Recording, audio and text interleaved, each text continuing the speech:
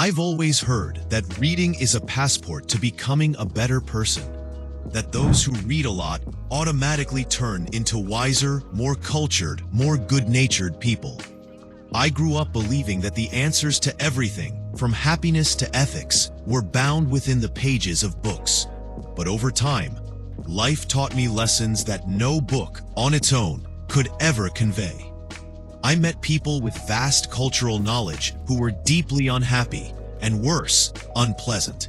And simple, people with little formal education who possessed a clarity about life that was pure wisdom. That's how I slowly realized that things aren't quite that simple. I've met true fools whose mouths overflowed with quotations. And that's what I want to talk about. The idea that reading does not stop you from being an idiot. I'm not, in any way, attacking reading. That would be like declaring war on oxygen. Reading is one of the most wonderful things we can do.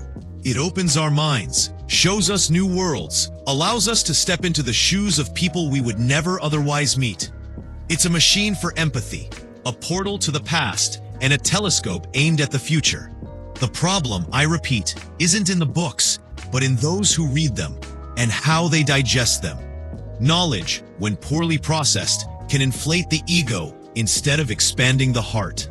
It can build a fortress around the reader, isolating them from the real world they believe they understand so well. Think of the kind of person who treats books like trophies.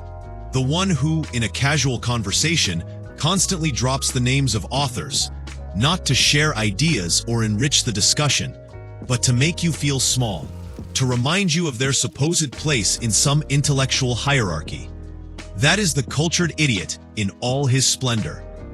He masters theory but fails miserably in practice. He knows every philosopher who ever spoke of virtue, but is petty in daily life, incapable of a spontaneous act of generosity.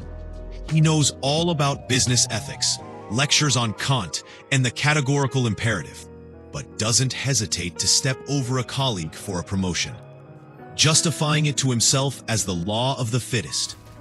This character uses words as a wall, not as a bridge. His knowledge isn't a tool for connection, but a weapon of separation, a way to prove superiority. He forgets that knowing everything about love in literature, the tragedy of Romeo and Juliet, the passion of Cathy and Heathcliff, is not the same as knowing how to love. That understanding the theory of compassion doesn't make you compassionate. True intelligence, the kind that matters, is the one that travels from the head down to the hands, to the heart, to the way we treat others. There's another dangerous trap, more subtle and perhaps more common. Using reading as an escape. I know people who devour piles of self-help books, underline motivational quotes, but never take a single concrete step to change their lives. Reading becomes the action itself, a placebo that delays real transformation. I know people who read deep and complex novels about relationships, loss, and redemption, yet can't have an honest, vulnerable conversation with their own partner. They confuse the act of reading about life with the act of living it.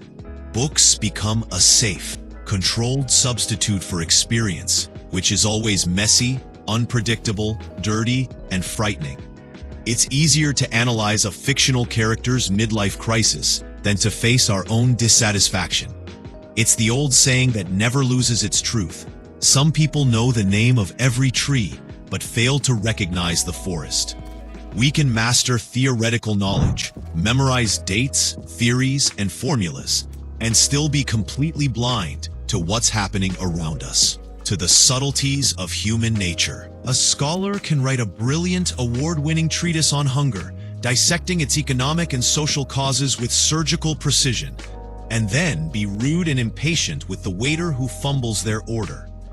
An art critic can eloquently describe the sublime beauty of a Turner sunset painting, using flawless technical vocabulary, and yet not bother to look at the real sky at dusk, missing that moment of stillness. Knowledge has become abstract, disconnected from feeling, and that brings us to the heart of the matter. The crucial difference between bookish intelligence and human wisdom.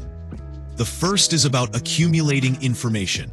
It's quantitative, measurable by how many books you've read, how many diplomas hang on your wall, or how many quotes sit on the tip of your tongue. The second, wisdom, is qualitative. It's about knowing what to do with all that information. It's about discernment, empathy, humility to admit you don't know everything, and courage to act even in uncertainty. Wisdom understands that books are maps drawn by those who have already walked certain paths, but life is the actual territory, full of unexpected shortcuts, unmapped dead ends, and roads the map doesn't even dream exist. Staring at the map alone gets you nowhere. Worse, it can give you the illusion that you know the way, when in truth you've never taken a single step. True education, the kind that truly matters and transforms, doesn't happen only within the pages of a book.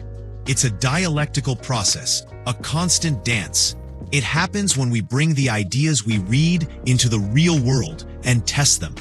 When a sociological theory helps us understand a dynamic at our workplace. When a novel's character gives us the courage to face one of our own fears. When a poem's metaphor helps us forgive an old wound. That's the virtuous cycle. Read, reflect, act, and then return to reading with eyes changed by experience. Reading should be a constant invitation to humility, not a reason for arrogance. The more I read, the more I understand the vastness of what I don't know. Every book I finish opens the door to an entire library of unread ones. In the end, books don't exist to make us superior to others. That's the greatest distortion of their purpose. They exist to help us understand that we are all the same in our shared human condition, full of doubts, fears, hopes, and contradictions. A well-read book doesn't fill our mouths with difficult words to impress. It opens our eyes to the complexity of the world, and our hearts to the simplicity of being human. It connects us to humanity. It doesn't elevate us above it. So yes, reading is not a vaccine against idiocy. There's no dose of Proust or Dostoevsky that can immunize you against arrogance, lack of empathy, or pettiness. Reading is, at best, a constant invitation to leave idiocy behind. But that invitation is only truly accepted when, once in a while, we close the book, take a deep breath, and look into the eyes of the people around us. When we step out of theory and into the messy practice of life. True wisdom, the kind that makes us not only intelligent but good, lives there, in the delicate and never-ending balance between what we read and ultimately how we choose to live.